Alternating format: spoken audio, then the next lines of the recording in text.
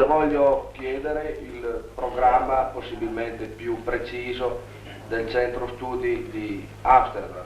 Bon, alors, wir an irgendeinem bestimmten Punkt nicht übereinstimmen. Peut-être Armando devrait parler là-dessus. Vielleicht könnte einer von denen etwas darüber sagen, von den Holländern. Ja, ich möchte dazu sagen, das ist so grob gefasst, dass man von Punkt nach gar nicht springen kann. C'est conçu si largement qu'on ne peut pas parler maintenant d'un point. C'est trop vaste.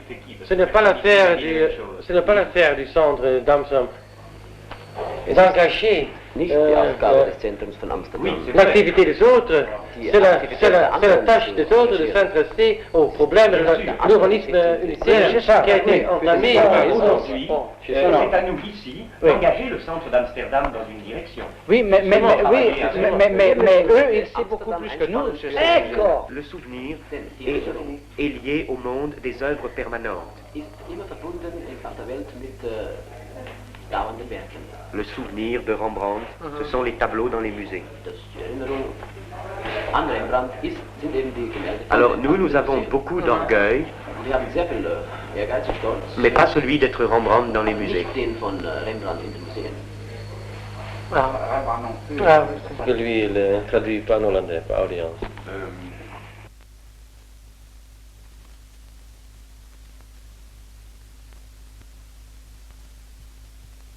Ce quartier était fait pour la dignité malheureuse de la petite bourgeoisie, pour les emplois honorables et le tourisme intellectuel.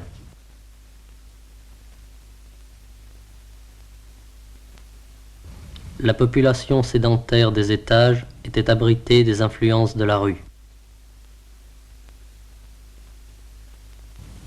Ce quartier est resté le même. Il était l'environnement étranger de notre histoire.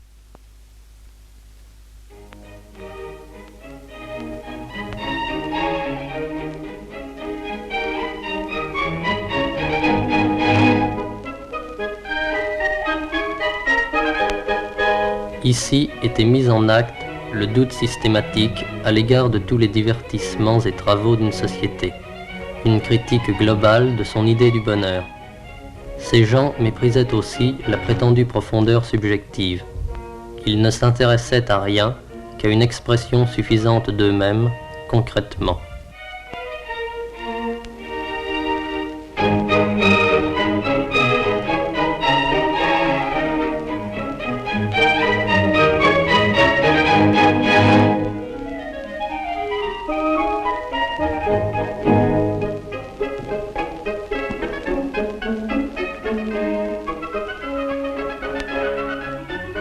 Les êtres humains ne sont pas pleinement conscients de leur vie réelle, agissent le plus souvent en tâtonnant. Leurs actes les suivent, les entraînent, les débordent par leurs conséquences.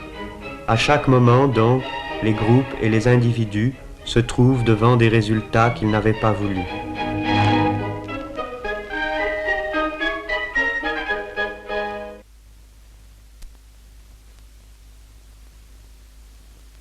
Ils disaient que l'oubli était leur passion dominante. Ils voulaient tout réinventer chaque jour, se rendre maîtres et possesseurs de leur propre vie.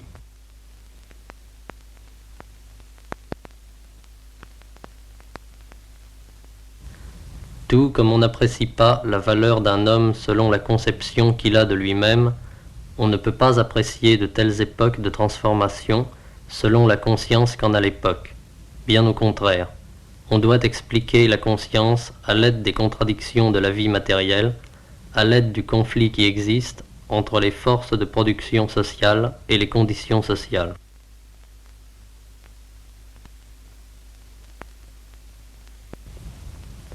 L'élargissement de la vie quotidienne n'avait pas encore suivi les progrès atteints dans la domination de la nature. La jeunesse s'écoulait entre les divers contrôles de la résignation. Notre objectif a saisi pour vous quelques aspects d'une micro-société provisoire. La connaissance des faits empiriques reste abstraite et superficielle tant qu'elle n'a pas été concrétisée par son intégration à l'ensemble qui, seul, permet de dépasser le problème partiel et abstrait pour arriver à son essence concrète et implicitement à sa signification. Ce groupe était en marge de l'économie. Il tendait à un rôle de pure consommation, et d'abord de consommation libre de son temps. Il se trouvait ainsi directement occupé des variations qualitatives du quotidien, mais dépourvu de tout moyen d'intervention sur elles.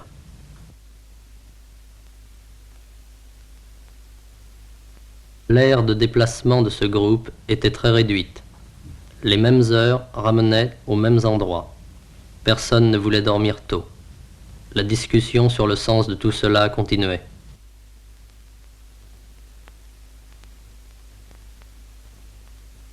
Notre vie est un voyage dans l'hiver et dans la nuit. Nous cherchons notre passage.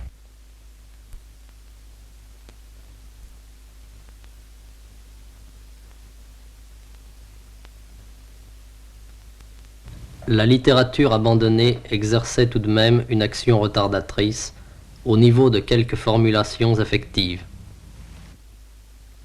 Il y avait la fatigue et le froid du matin dans ce labyrinthe tant parcouru comme une énigme que nous devions résoudre. C'était une réalité en trompe-l'œil à partir de laquelle il fallait découvrir la richesse possible de la réalité.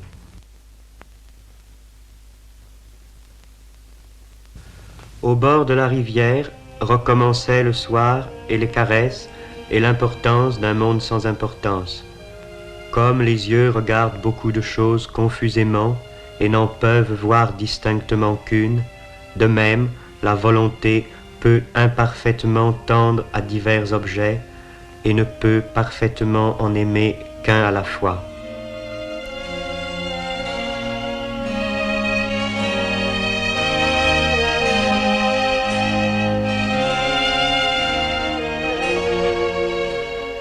Personne ne comptait sur l'avenir.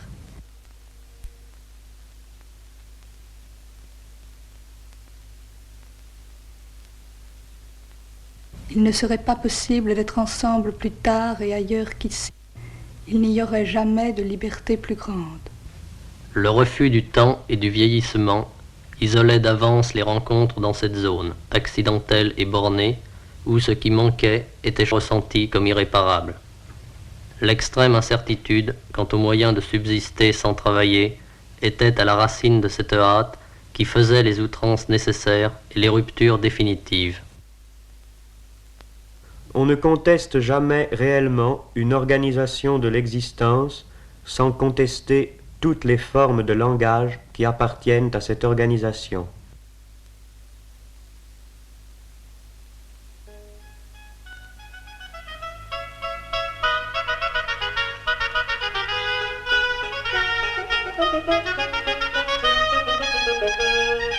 Quand elle s'exerce dans un circuit fermé, la liberté se dégrade en rêve, devient simple représentation d'elle-même.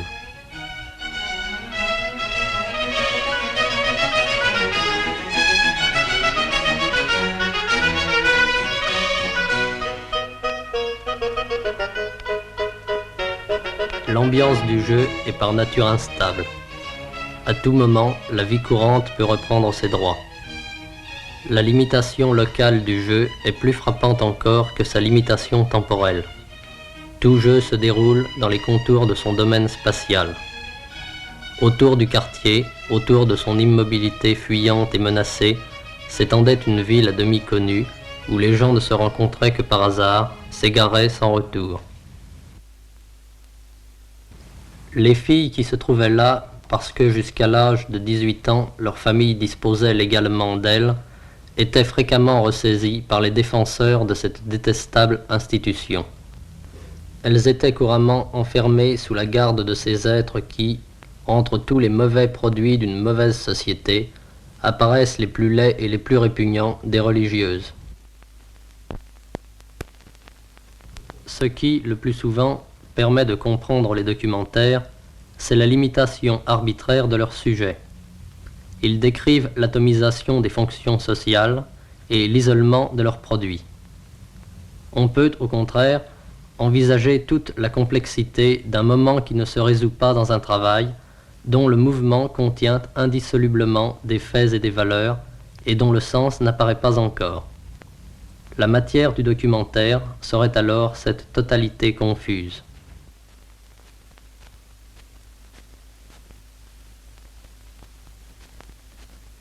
L'époque était parvenue à un niveau de connaissances et de moyens techniques qui rendait possible et de plus en plus nécessaire une construction directe de tous les aspects d'une existence affective et pratique libérée. L'apparition de ces moyens d'action supérieurs, encore inemployés à cause des retards survenus dans la liquidation de l'économie marchande, avait déjà condamné l'activité esthétique, dépassée quant aux ambitions et quant au pouvoir. Le dépérissement de l'art et aussi bien de toutes les valeurs des anciennes conduites avait formé notre base sociologique. Le monopole de la classe dominante sur les instruments qu'il nous fallait contrôler pour réaliser l'art collectif de notre temps nous avait placés en dehors même d'une production culturelle officiellement consacrée à l'illustration et à la répétition du passé. Un film d'art sur cette génération ne sera qu'un film sur l'absence de ses œuvres.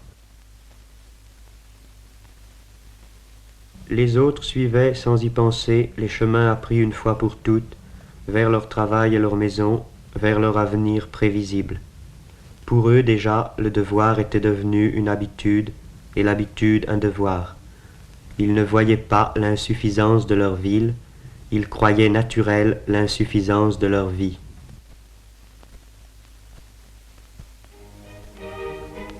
Nous voulions sortir de ce conditionnement à la recherche d'un autre emploi du paysage urbain, de passions nouvelles.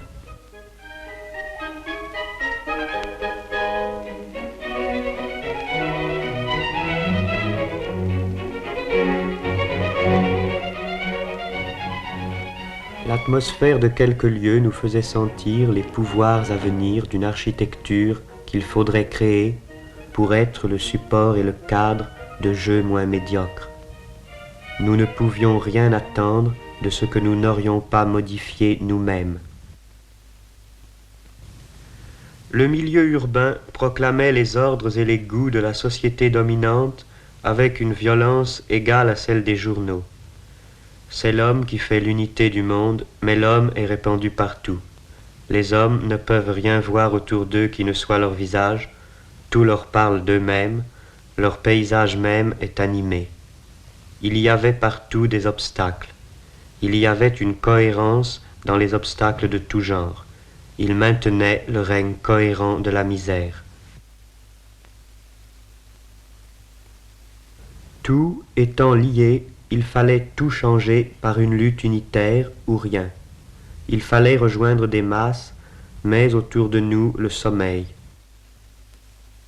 La dictature du prolétariat est une lutte acharnée, sanglante et non sanglante, violente et pacifique, militaire et économique, pédagogique et administrative, contre les forces et les traditions du vieux monde.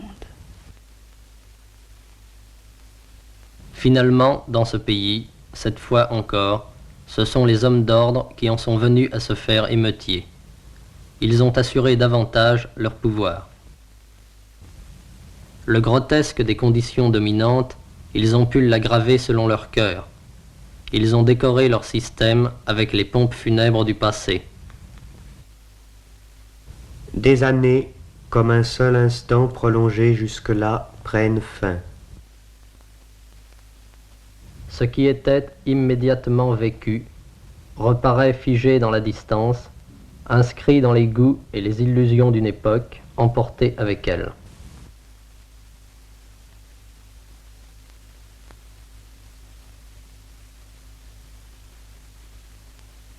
L'apparition d'événements que nous n'avons pas faits, que d'autres ont fait contre nous, nous oblige à mesurer désormais le passage du temps, ses résultats, la transformation de nos propres désirs en événements.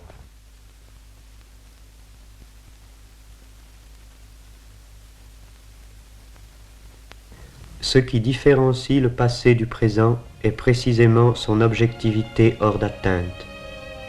Il n'y a plus de devoir-être. L'être est à ce point consommé qu'il a perdu l'existence.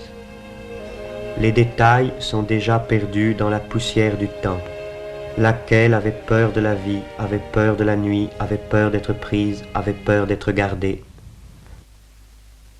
Ce qui doit être aboli continue, et notre usure continue avec. On nous abîme, on nous sépare. Les années passent et nous n'avons rien changé.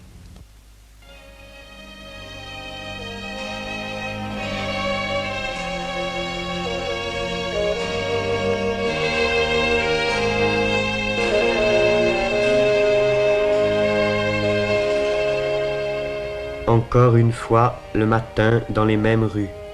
Encore une fois, la fatigue de tant de nuits pareillement traversées. C'est une marche qui a beaucoup duré. Vraiment difficile de boire davantage.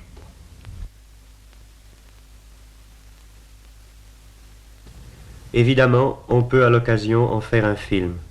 Cependant, même au cas où ce film réussirait à être aussi fondamentalement incohérent et insatisfaisant que la réalité dont il traite, il ne sera jamais qu'une reconstitution, pauvre et fausse comme ce travelling manqué.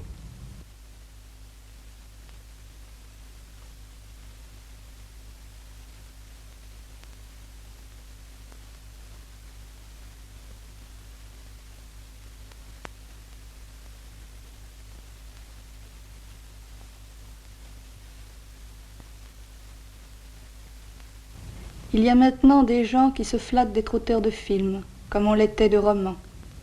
Leur retard sur les romanciers, c'est d'ignorer la décomposition et l'épuisement de l'expression individuelle dans notre temps, la fin des arts de la passivité. On entend louer leur sincérité puisqu'ils mettent en scène, avec plus de profondeur personnelle, les conventions dont ils sont faits. On entend parler de libération du cinéma, mais que nous importe la libération d'un art de plus, à travers lequel Pierre, Jacques ou François pourront exprimer joyeusement leurs sentiments d'esclaves. L'unique entreprise intéressante, c'est la libération de la vie quotidienne, pas seulement dans les perspectives de l'histoire, mais pour nous et tout de suite. Ceci passe par le dépérissement des formes aliénées de la communication. Le cinéma est à détruire aussi.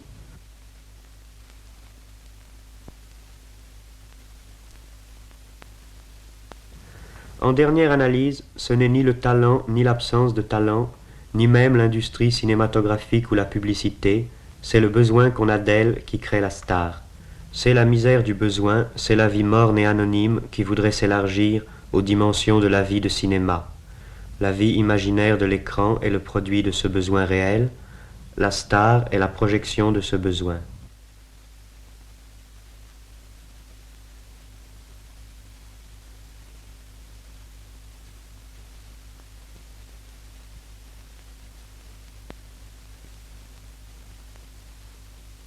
Les images des entr'actes conviennent mieux que toutes les autres pour évoquer un entr'acte de la vie.